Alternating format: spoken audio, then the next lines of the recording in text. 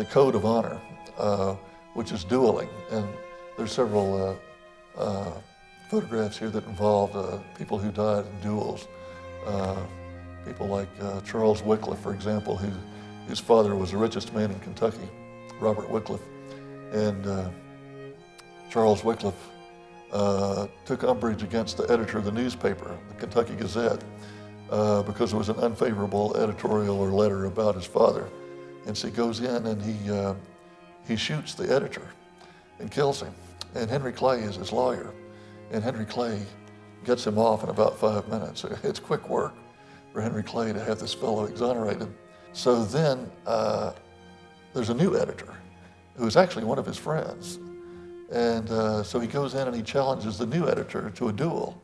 And so they go over to the county line near Scott County, and they fight a duel, and Wickliffe is killed in this duel, and his friend goes mad. So unhappy story all around there, but an example of the manners and the social mores of the time, of how you would defend yourself and your family. Jeroboam Beecham was from Western Kentucky and moved to Frankfort. And he falls in love with this woman whose name is Anne Clark. Before he marries her, she is said to have been seduced by the state attorney general, whose name was Colonel Solomon P. Sharp. And so she says that her virtue had been compromised by Colonel Sharp, and it's Jeroboam Beecham's obligation to her to avenge this fault. And so about 2 o'clock in the morning in 1826, on a certain day, Jeroboam Beecham goes and knocks on the door of Colonel Solomon P. Sharp, and he opens the door, and Jeroboam Beecham stabs him to death.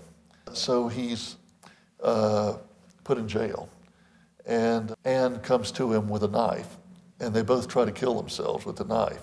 They don't succeed at this point, but the next day, Jeroboam Beecham is hanged, and so she kills herself as he's being hanged, and they're buried together in the same casket under the same stone. And she writes this wonderful poem about how he avenges her being wronged, and it's on the tombstone, this very long tombstone in Nelson County at Bloomfield.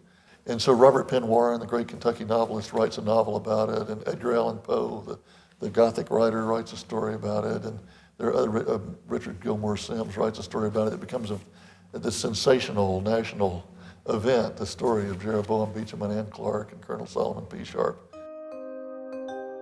William Cassius Goodloe was a very aristocratic fellow, and he was the nephew of Cassius Clay. And he had been a diplomat to Belgium, a very prominent Republican in the rise of the Republican Party after the Civil War.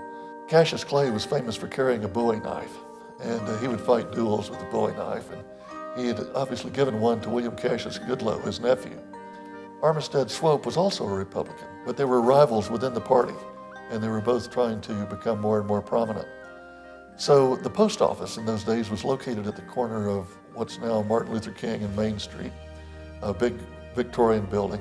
And in 1889, William Cassius Goodloe was going into the post office to check the mail.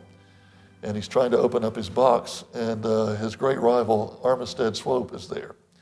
And Swope causes him some trouble, and they exchange some words. And Swope pulls out a pistol, and Goodloe pulls out his Bowie knife that belonged to Uncle Cassius, and they mutually exterminate each other. They both have very similar stones. They're both obelisks. And the obelisk for William Cassius Goodloe is in the Lexington Cemetery, and the obelisk for Swope is in the Buffalo Springs Cemetery at Stanford. I went looking for it. I kept thinking, well, this will be a very old stone. Probably rather small. I have to look carefully to find it. And I swept and swept and swept looking for it, and it turned out to be the biggest stone in the cemetery. It was tremendous. And it was taller than William Cassius Goodloe's. I have a feeling they probably measured it just to make sure it would be bigger. But it's quite a prominent stone. So it became a romantic story of honor again, defending one's honor to the death.